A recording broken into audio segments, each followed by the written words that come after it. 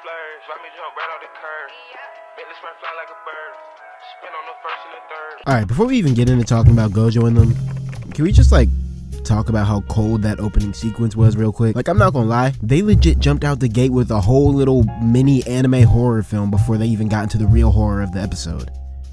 Ghetto's jump shot. I'll always be a fan of prequels and flashback arcs over sequels and shit like that, just because of the simple fact that, at least in anime, the coolest characters in the series tend to be the older ones. You usually have your main cast of characters, right? The MC and his homies, they might be teenagers or whatever, young adults or something, but without a doubt, at least for me personally, the toughest characters are always the ones that are slightly older than the main cast, the mentor type characters, if you will. And I think the reason that I appreciate flashbacks arcs so much is because they usually provide much needed context on these older characters that at times can go a bit underexplored in the main storyline. Suffice to say, when I heard the beginning of JJK season 2 was going to be a Gojo backstory arc, I was intrigued. Y'all probably know by now from my last video that I'm not the biggest fan of this OP ass Gojo, and yeah, I won't cap, part of it is because I'm a born hater and just want to be different, but I feel there is something to be said about the detriments of having a character that can literally dog anyone in their whole verse. I feel unless they pull an All Might and have this lose his powers or something, there is genuinely no way I could take any villain that this series throws at me seriously. But that's besides the point though. What I was going to say before I distracted myself with being a Gojo hater is that when I heard this arc was going to be a Gojo backstory,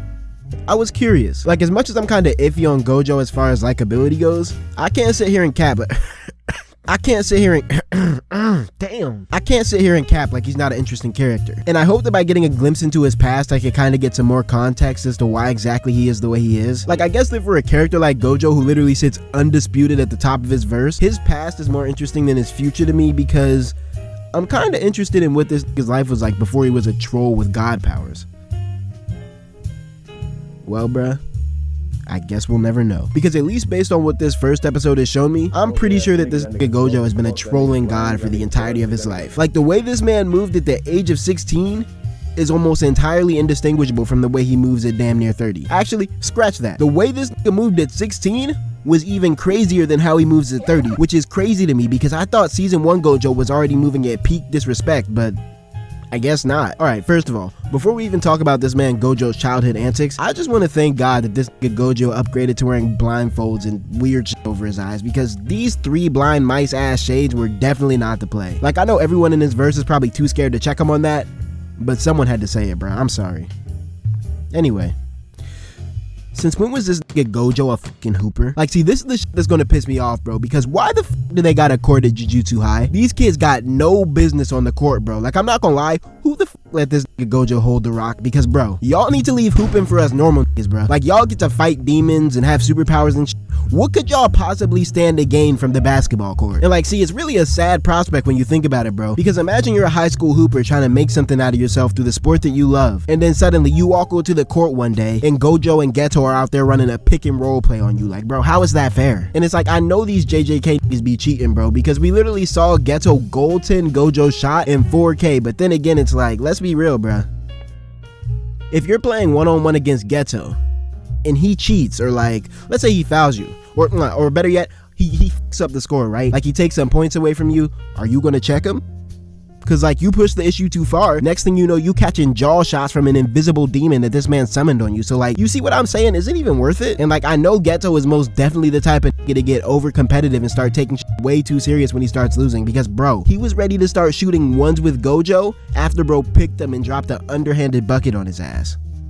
I know he's the type to really start just tweaking and calling people monkey in the middle of a game, bro. But nah, I won't even cap though.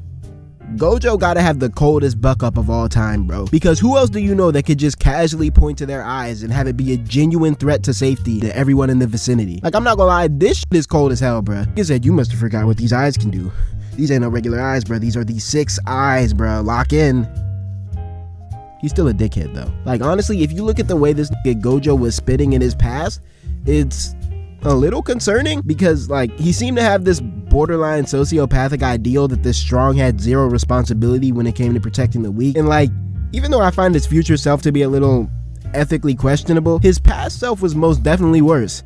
But then again, I guess who wasn't a bit of a freakazoid at the age of 16? I'm actually more curious about Ghetto though, because his past self, hey bro, I'm not even gonna lie to you, he seems pretty cool. Like, it seems like he's got a good head on his shoulders, which honestly just leads me to question what the could have possibly happened to this man that made him start causing havoc and calling people monkey. Like, if I saw this episode without the context of the first season, I would have definitely thought that the Gojo was fixing to become the villain out of these two, but hey, what do I know? Anyway, eventually we leave the court and both Gojo and Ghetto get assigned to carry out like this really important mission, right? Basically, there's like this girl whose body was chosen to be a vessel for like this who can reincarnate himself in the different bodies. It's weird, I know, but bear with me. Basically, Gojo and Ghetto are assigned the task of protecting this girl for the next 48 hours until it's time for her body to be used for the reincarnation ritual. The problem is, there are like two cults and both of them don't want the reincarnation to happen for whatever reason, and so yeah, Gojo and Ghetto are basically like glorified bodyguards for this little girl.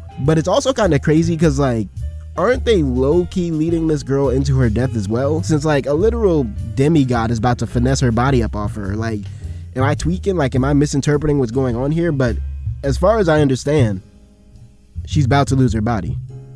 I don't know, bro. So Gojo and Ghetto are on their mission, talking on their flip phones and shit, since like, I don't know, I guess this mission must have taken place back in like 06 or whatever. But anyway, am I the only one that thinks it feels weird watching this Ghetto use his powers for something other than felonies? Well, actually, scratch that. It feels weird watching this use his powers in general, because I'm not trying to see this man turn to a throat goat every time he has to absorb a new curse. But like, nah, jokes aside, the good guys low-key lost a young legend by letting this Ghetto turn evil. Like, low-key, I feel like his powers are some of the most fun to watch because you never know what type of weird, goofy shit he's gonna pop out the cut with to do what he gotta do. Like, bro decided to use 3 Splatoon squids and a flying pink manta ray to save the little vessel girl as she was plummeting to her death. And I'm not gonna lie, that shit was cool as f. Like, I wonder what other type of goofy goon shit he got lined up in the inventory, just waiting to get thrown at his ops. Like, imagine you drop a 3-pointer on bro and then suddenly he just pulls out a 6'5" wallaby on your ass for no reason.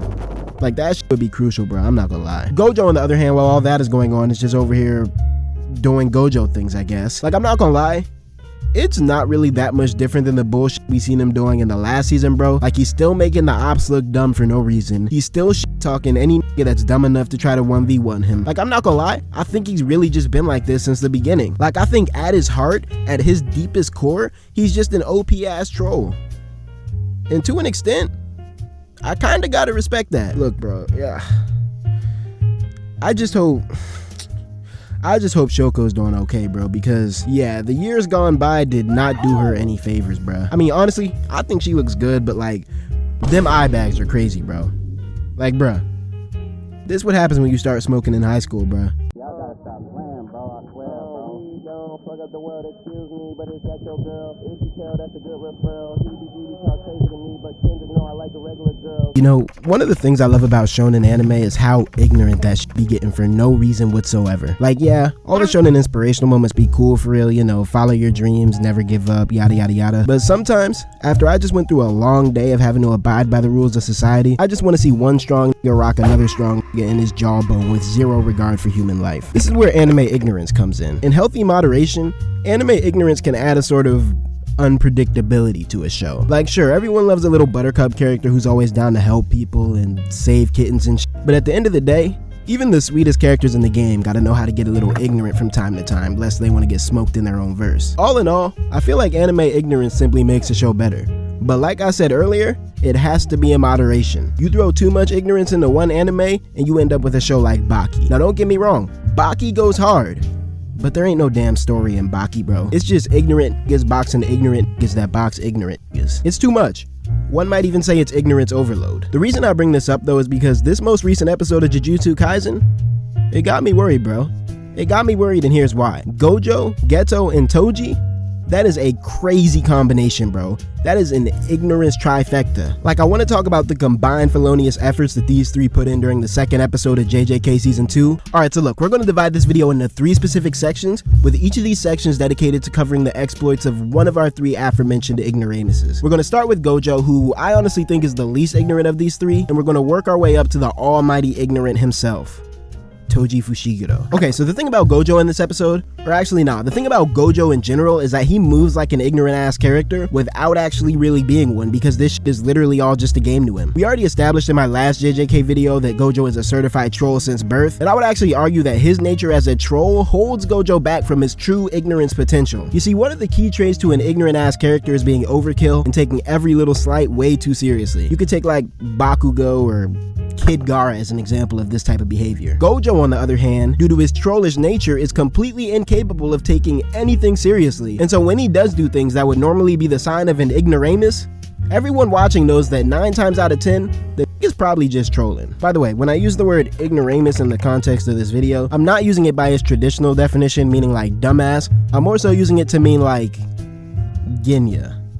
You feel what I'm saying? Now, Gojo actually had a few instances of ignorance in this episode that I could speak on. I could talk about how he beat the buns off a grown-ass man and then proceeded to send a selfie to his homie for no apparent reason. I could also talk about how Gojo spent 40% of the episode carrying around a living, breathing girl like she was a goddamn duffel bag. But I think if we really want to encapsulate Gojo's ignorance, we gotta talk about the way he did my boy Paper Bag, because, yeah, I'm not gonna lie, Gojo was tweaking with this one. So boom, Gojo was in charge of evacuating this little girl from her school because of the fact that she's the star plasma vessel and yada yada yada yada. Okay, basically, someone put 250 racks on this girl's head, and so now she got a bunch of freakazoids from the deep web trying to kill her for a come up. One of these unfortunate goons that make an attempt at her life is Paper Bag Man over here. Now, Paper Bag thinks he's gonna run up some easy bread by wiping this little girl off the map, but what he fails to realize is that this little girl's escort happens to be the god of the Jujutsu world, and so, yeah, needless to say, things don't go too well for Paper Bag. Paper Bag tries to get a couple licks in on Gojo, but, I mean, we already know how that goes, bruh. It's not happening. Gojo then proceeds to say, you know what? I got time today, before literally lecturing his op about how OP he is. Now, if I'm Paper Bag right now and this white-haired kid starts lecturing me about how his powers affect the universe on a metaphysical level, yeah, bro, you got that. It's not even worth the 250k anymore.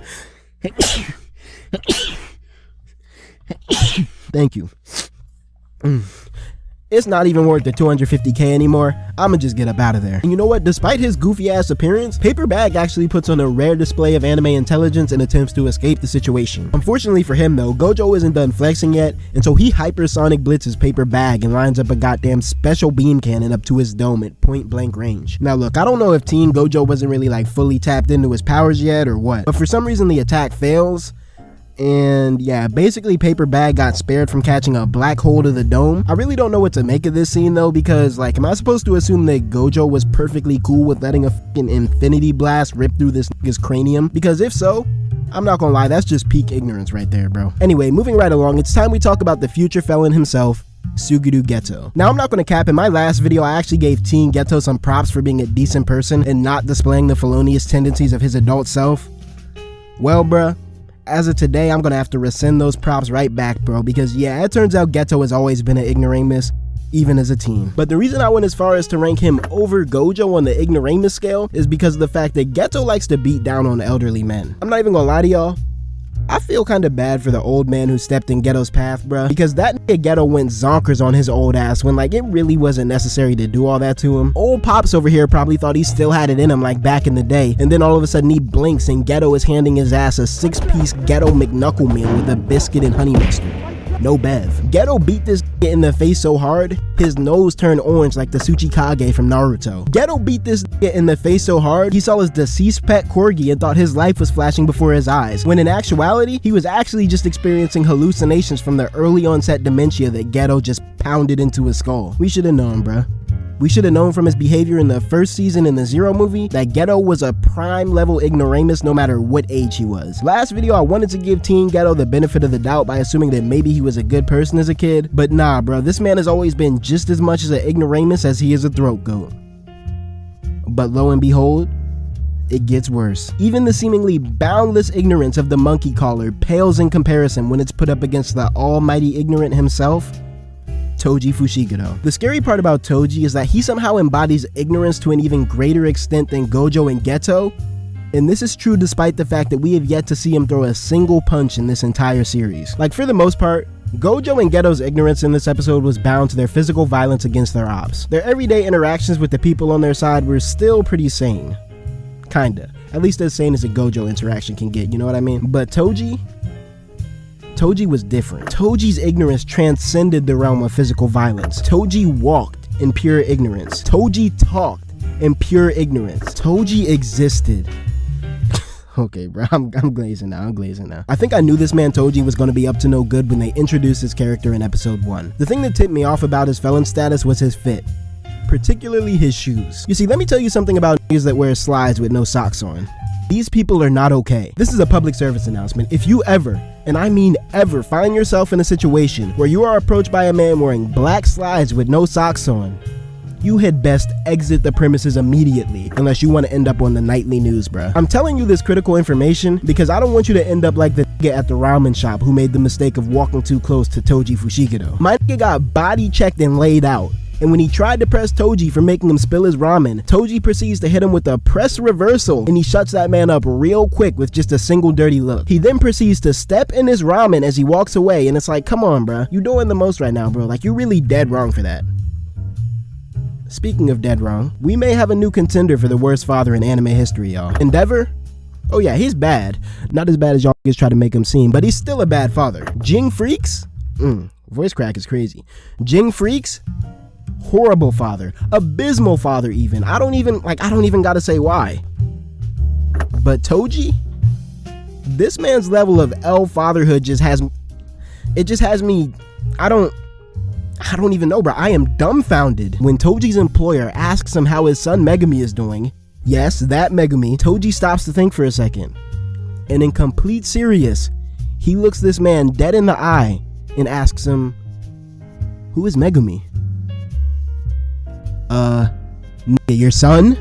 Nigga, your flesh and blood? I already know this ignorant ass nigga's ability gotta be cursed milk shopping, bro, because no way this shit actually just happened on my screen. Like, bro, this nigga got the ability to duck responsibility by spawning himself into any grocery store milk aisle in all of Japan. Christian, this Shaq, I owe you an apology. I wasn't really familiar with your game and, you know, how you travel. Man, you're casual. And, you know, played, 16, so I want to say I'm proud of you.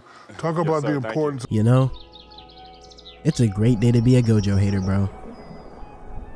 The sun is shining, the flowers are blooming, and most importantly, that Gojo is losing. If you would have told me about a week ago that the boy Toji was fixing to make quick work out of the white-haired hacker over here, I'm not gonna lie, I probably would have called you the capper of the century and proceeded to ban you from watching one of my videos ever again. Because let's be real, bro, no one was expecting Toji to be able to pull this one about the gutter. I mean, I'll just speak for myself for a second. Me personally, after I uploaded my last video, I was just sitting there trying to decide if I was going to name the next video Gojo Violates Toji or Gojo Cooks Toji, because like, as much as I hated Gojo, in my mind, I simply couldn't compute a reality in which this get called a genuine, actual L. Like, low-key, bro, looking back, I was low-key just as bad as the Gojo riders that I claim to hate so much.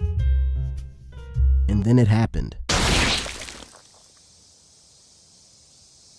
When I first saw Toji's blade poking out of Gojo's chest, it was like, I'm not gonna lie, it felt kind of weird. You remember back when you were a kid how weird it felt to see your school teacher in any place other than school? Like, I remember once I saw my 2nd grade teacher in the grocery store buying Cheez-Its or some shit, and I literally thought reality was about to implode in on itself, because it's like, why are you existing anywhere other than the narrow confines of the elementary school building? That's honestly how backwards it felt to see Gojo legitimately taken out. Like, I'm sitting over here, baffled as looking at Gojo like, yeah, did I just catch you losing a fight? Like, bro, I want to talk about how crazy it is to me that this man Toji actually managed to body the boy Gojo. Okay, so look, before we even get into the contents of the episode at hand, I want to just come clean.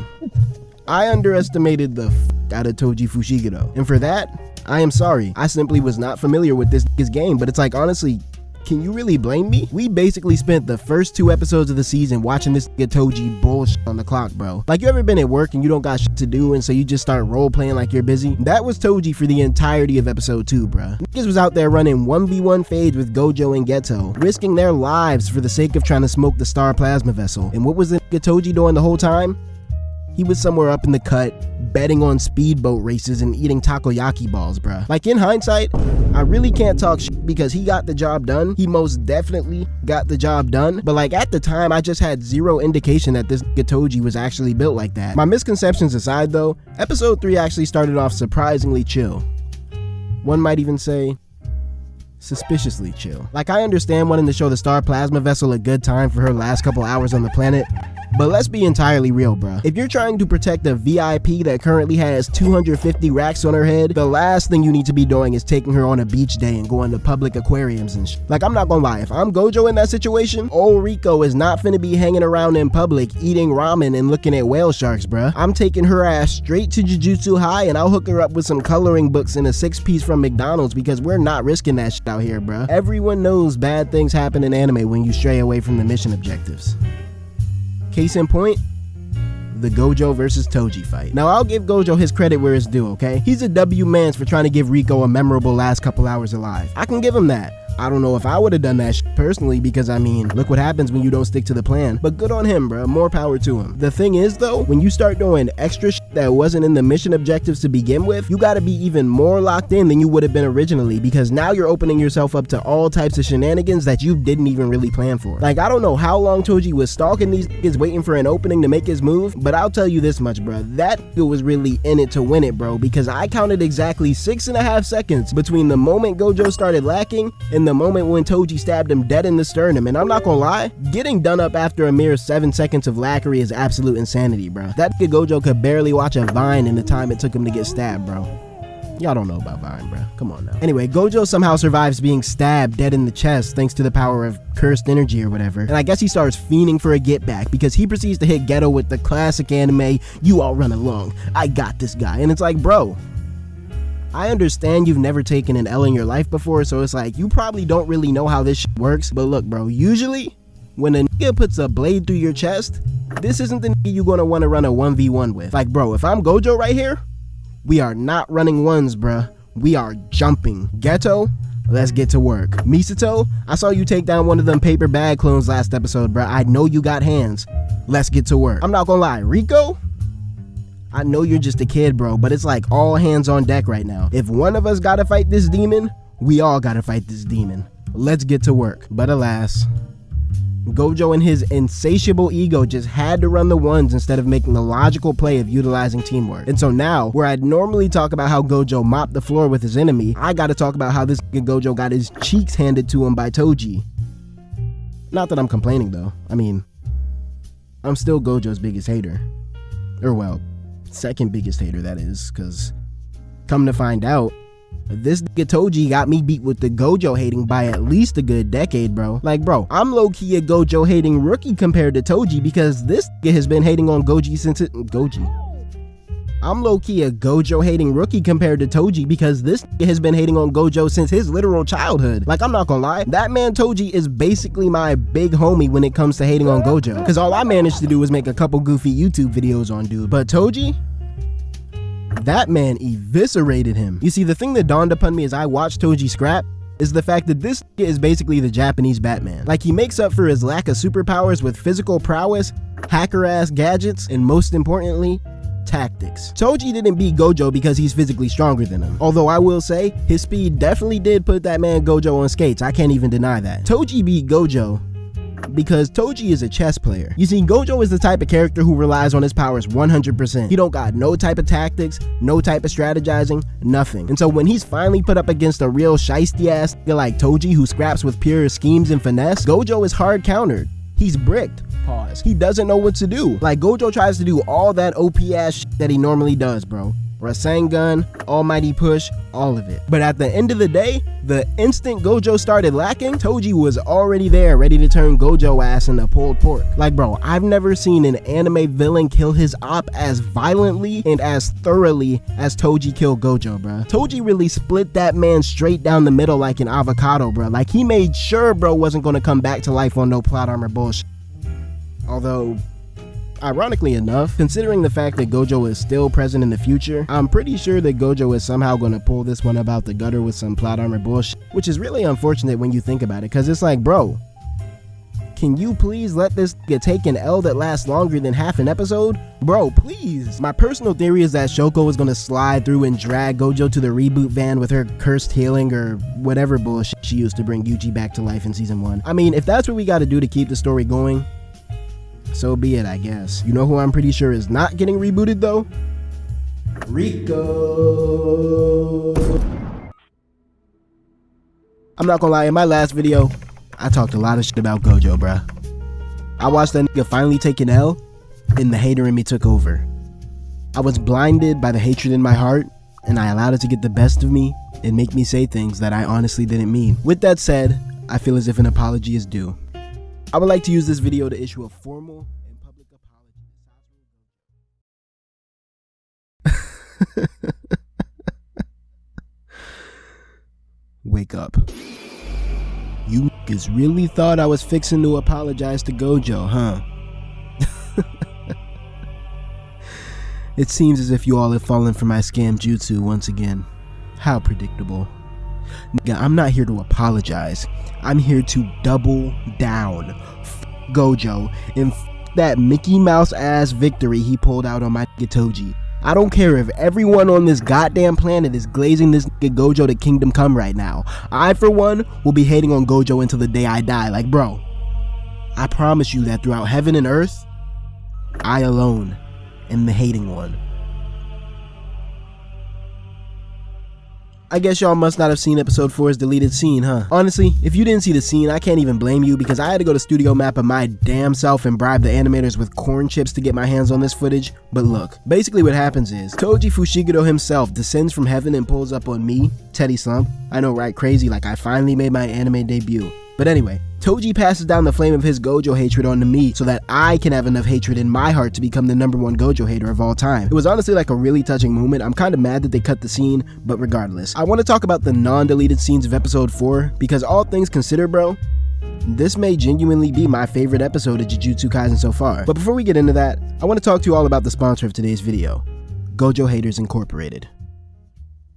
Gojo Haters Incorporated is a brand new startup company founded by Toji Fushiguro, Miguel, and myself. At Gojo Haters Incorporated, we are dedicated to discovering, recruiting, and employing the best and brightest Gojo hating talent from across the globe, with the ultimate goal of counterbalancing the ungodly levels of glaze that this Gojo seems to attract at all times. Now, if you wish to support a legion of individuals with an unreasonable level of hatred for a fictional character, consider supporting my Patreon where... No, I'm done. Let me stop. But y'all see how I was about to finesse that right there, bro. That shit's about to be too smooth, bro. Stop playing with me, bro. Anyway, thanks to Gojo Haters Incorporated for sponsoring this video. And now back to the video. Alright, so before we even get into Gojo vs Toji part 2, which is kind of like the main event of this episode, so to speak, I want to talk about the squabble between Toji and Ghetto that we got at the beginning of the episode, because I'm not even gonna lie to y'all, I most definitely preferred this fight over the Gojo fight, bro. And it's like, you may think I'm just saying that shit to be a Gojo hater or whatever, and it's like, yeah, if that's what you're thinking, I'm not even gonna lie, you're about 85% right in that regard, but nah. All jokes aside for a sec, I genuinely found the Ghetto vs Toji fight to be the most entertaining fight I've witnessed in all of Jujutsu Kaisen so far. I think what made this scrap so entertaining to me was the juxtaposition between how these two niggas fought, bro. Because it's like, on one end you got Ghetto, who scraps by utilizing all these different complex mythical beasts and shit, and then on the other end you just got a random swole ass Japanese nigga with some bugs in his strap. Like, bro, watching this nigga Toji fight is so crazy to me because everything that he does in this show about niggas with fucking magical superpowers just feels so out of place. Like, bro, tell me why when Ghetto sent out a giant fucking dragon to eat this nigga, Toji responded by sticking his arm out the dragon's mouth and giving the nigga Ghetto 3 shots about the blocky. Like, first of all, how the f was this nigga so accurate with that blind ass fucking trick shot, bro? Like, I swear that gun must got cursed aimbot, bro. But even beyond that, how the f is this nigga Toji's finesse game so fucking cold? Like, I understand that he doesn't have cursed energy and that he's the invisible man or whatever, but bruh, the level of open neck this man was catching Ghetto lacking with when they were in Tengen's little village or whatever was absolutely crazy. Like, this weird ass nigga Toji must have thought this was Five Nights at Freddy's with how he was sneaking around in the shadows and shit, bruh. Like, no wonder the Six Eyes couldn't track down this freaky, sneaky ass nigga, bro. He'd probably be walking on his toenails and shit to minimize the amount of noise he makes when he's sneaking around. Nigga moves like he's in a constant state of trying to finesse snacks out of his mom's fridge at 3 a.m. Anyway, yeah, needless to say, if Gojo couldn't handle Toji, his boyfriend most definitely couldn't handle Toji. And so Toji basically hard counters every curse that Ghetto throws at him before cutting up his chest meat like a Domino's pizza and spin kicking him in the jaw. There was one point in the fight where Ghetto almost finessed Toji's nasty ass little slug up off him, which, credit where credit is due, that was most definitely a big brain play. Like, the nigga Ghetto really almost took Toji's whole inventory up off him, which is crazy. But Toji basically just smacked his hand mad casual and got him up out of there. I do wonder though, like, Who's gonna pay for all that destruction they made down there? Like, I know that Tengen probably about mad as hell, bro. They just destroyed his whole crib for no reason. And at that, I think it's finally time that we talk about the main event of this episode. The Gojo vs Toji fight. Now look, all Gojo hating shit aside for a sec, I gotta say, bro, real recognizes real.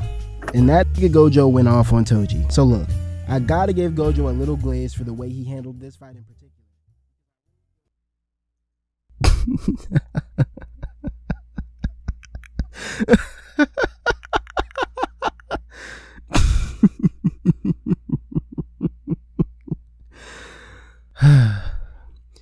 You thought you escaped my scam jutsu earlier, didn't you? Oh, you feeble-minded little nigga. You've been trapped within the confines of my scam jutsu since the moment you clicked on this video. Did you really think that I, of all people, would come out here in front of thousands and admit defeat at the hands of Satoru Gojo? Nonsense. I'm not finna talk about the Gojo vs Toji fight. I refuse. I refuse to provide any commentary on this light-skinned ass, Mickey Mouse ass victory that Gojo happened to pull out of his ass at the most convenient time in the history of anime. Instead, I have a question for Mr. Satoru Gojo himself. A question that is entirely unrelated to the phony ass victory that he took in last week's episode. Tell me, Mr. Limitless, are you getting to a bag? Because my nigga Toji? Bro, win or lose, I bet you that is getting paper. Sure, his methods may be a little dubious, okay? I won't cap like selling your son isn't some crazy shit. But look, you know what they say, bro, a bag is a bag. But anyway, bro, back to Gojo. I just find it funny that he wants to call himself the honored one, but yet bro, this shit is so stupid. But anyway, bro, back to Gojo. I just find it funny that he wants to call himself the honored one, but yet I've never seen him do a money spread. Nigga talking about hollow purple when really whole time this nigga should be talking about hollow pockets, because I know this nigga Gojo is not getting no type of motion, bro. Like, bro, he is on a Japanese high school teacher salary, bro. I know his wallet simply must be minuscule right now. In fact, let me look this shit up right now, bro. Hold on, bro. Satoru Gojo net worth. Satoru Gojo net worth. I'm about to expose this broken. Fuck. Total wealth is approximately 250. Of course this is fucking rich. Of course. Why wouldn't he be rich? He already has everything else in the universe. Why wouldn't money follow? Is that my nigga Marucho? Y'all don't know about Marucho, bro. My nigga Marucho get into a bag. 300 million? I'm not gonna lie, Gojo, how you let Marucho get more paper than you, bro? How you let Marucho get more paper than you? He's like 6 years old, bro. His show ain't been hot since 2009, bro. That's Bakugan Battle Brawlers. They don't know about that, bro. I'm not gonna lie, Gojo, that is a crazy L right there. You let Marucho get to paper quicker than you. Look, bro, I was fiending for a reason to give Gojo an L in this video, and I think I finally found it, bro. Because me personally, I would never let a 6-year-old get to money quicker than me, but that's just, you know, okay. Touche.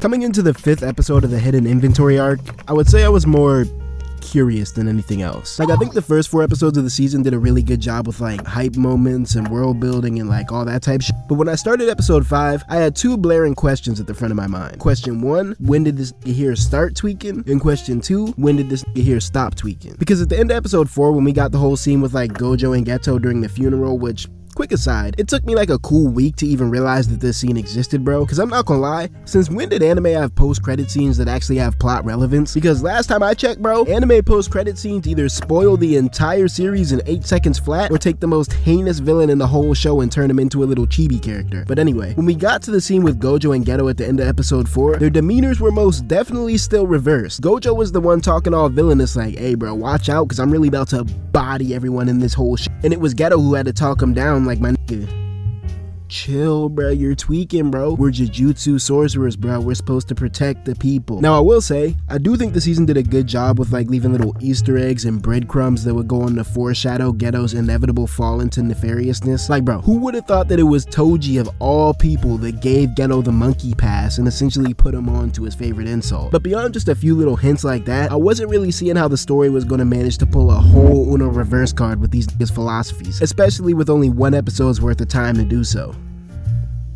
And then they just did it. And not only did they do it, bruh, I'm not gonna lie, they did it well. Like, I want to talk about the overall message that I got from the, what do I even call this shit, bro? The Ghetto mental breakdown episode?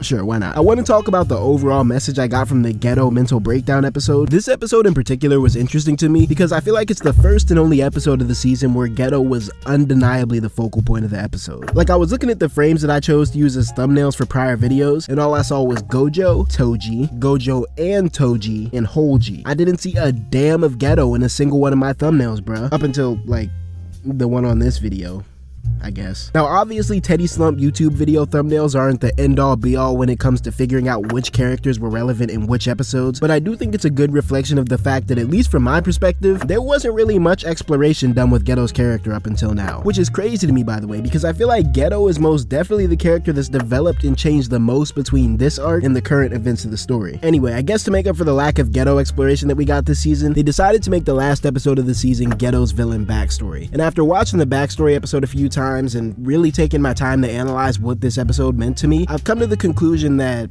at least in my eyes, Ghetto's backstory, or really this whole flashback arc in general, is a cautionary tale against ego.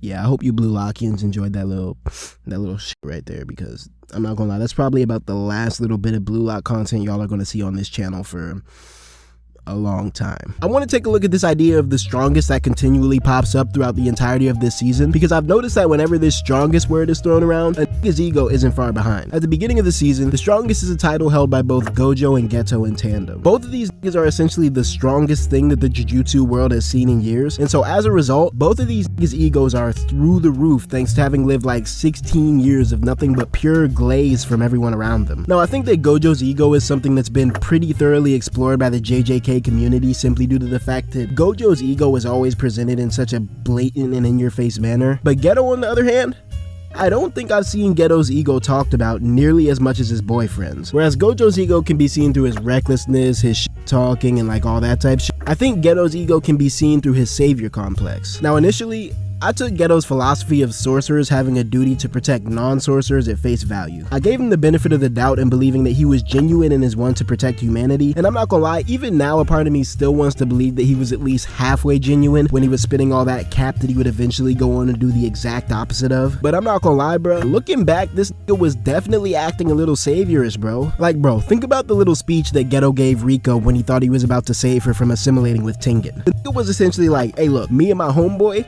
we're both strong as shit. And so, like, if you don't want to assimilate, that's cool with us for real, because we're both strong as shit. And we'll defend you no matter what you decide to do, because we're strong as shit. And it's like, even though I do think that in a vacuum, the action of protecting Rico's agency is a good deed, the fact that Ghetto felt the need to talk about how he was the strongest at that moment, I think it's pretty telling about how his mindset was at the time. Now look, Toji, bro, I could literally make a whole nother video about Toji and this topic of ego. The nigga literally went out saying that he died because he let his ego get in the way. Like, it doesn't get more blatant than that. But that's a discussion for another day. As far as Gojo and Ghetto's character arcs are concerned, Toji's role was to bring these niggas back down to reality and put their egos in check. Now, as for Gojo, I don't know, bro. I feel like his character arc this season left something to be desired, because it's like, yeah, he got put in check for like 2 seconds, but by the time he took his L, he was literally already cooking up his next big W. So it's like, I don't know if his ego really got put in check as much as it could have. Ghetto, on the other hand, that his ego got eviscerated. Not only did he fail to save the Star Plasma Vessel and take an L against Toji, unlike Gojo, that nigga wasn't able to get the closure of a get back, and so now he has to sit there mauling for the next couple of months, while Gojo continues to be on the up and up, getting stronger and stronger with his new and improved Limitless technique. I think this is where the shift in Ghetto's character happened. He was no longer the strongest. There was now a sizable gap between his strength and Gojo's strength, and as a result,